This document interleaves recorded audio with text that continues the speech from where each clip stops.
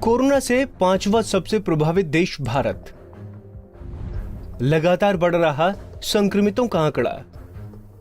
क्या सितंबर तक खत्म हो सकता है कोरोना का कहर?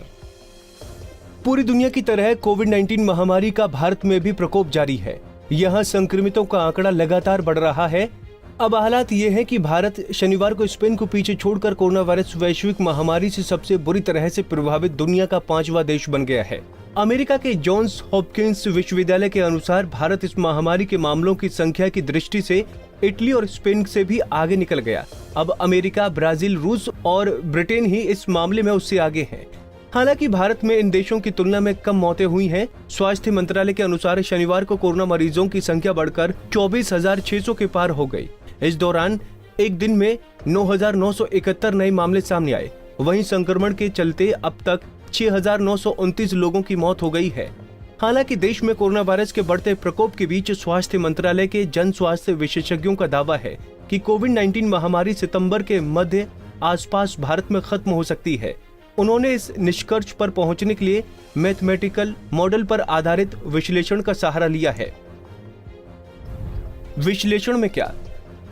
ऑनलाइन जर्नल एपिडेमियोलॉजी इंटरनेशनल में प्रकाशित ये विश्लेषण स्वास्थ्य मंत्रालय में DJSH में उप निदेशक डॉक्टर अनिल कुमार और उप सहायक निदेशक रूपाली रॉय ने किया है। उन्होंने इस निष्कर्ष पर पहुंचने के लिए बेली के मैथमेटिक मॉडल का इस्तेमाल किया है। इस मॉडल में किसी महामारी के टोटल साइज के डिस्ट्रीब्यूशन पर ध्यान दिया जाता है, जिसमें संक्रमण और इससे उबरना दोनों ही शामिल हैं।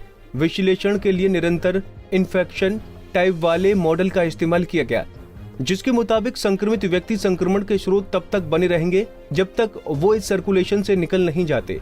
ऐसा 2 तरीकों से हो सकता है, या तो वो ठीक होकर संक्रमण मुक्त हो जाए या उनकी मौत हो जाए। साथ ही टोटल इन्फेक्शन रेट और रिकवरी रेट के बीच संबंध के नतीजे हासिल करने के लिए भी विश्लेषण किया गया। दस्तावेज के मुताबिक भारत में वास्तविक रूप से महामारी 2 मार्च से शुरू हो गई थी और तब से कोविड-19 के पॉजिटिव मामले बढ़ते चले गए। फाइनेंशियल एक्सप्रेस की रिपोर्ट के मुताबिक देश में फैल रही महामारी को नियंत्रण करने में केंद्रीय, राज्य और जिला अधिकारियों के लिए ये विश्लेषण एक महत्वपूर्ण उपकरण हो सकता है। इससे महामारी की स्थिति प्रबंधन और फैसले लेने में सहायता मिल सकती है। विश्लेषण में ये भी कहा गया कि इकट्ठा किए गए सेकेंडरी डेटा पर आधारित है, ताकि basic case number, infection rate और कोविड-19 की रिकवरी रेट का अनुमान लगाया जा सके। विश्लेषकों का मानना है कि इसमें भी बहुत सारे बदलाव हो सकते हैं। ऐसे में विश्लेषण में साफ कहा गया है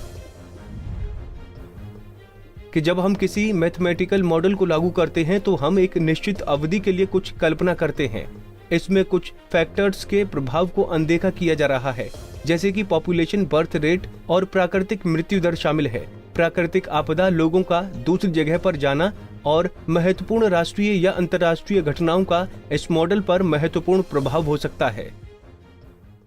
हमसे जुड़े रहने के लिए हमारे YouTube चैनल को सब्सक्राइब करें और नई वीडियो की नोटिफिकेशन के लिए बेल आइकॉन को दबाएं। अगर आप ये वीडियो Facebook पर देख रहे हैं तो लाइक जरूर करें और ज्यादा से ज्यादा शेयर करें। धन्यवाद।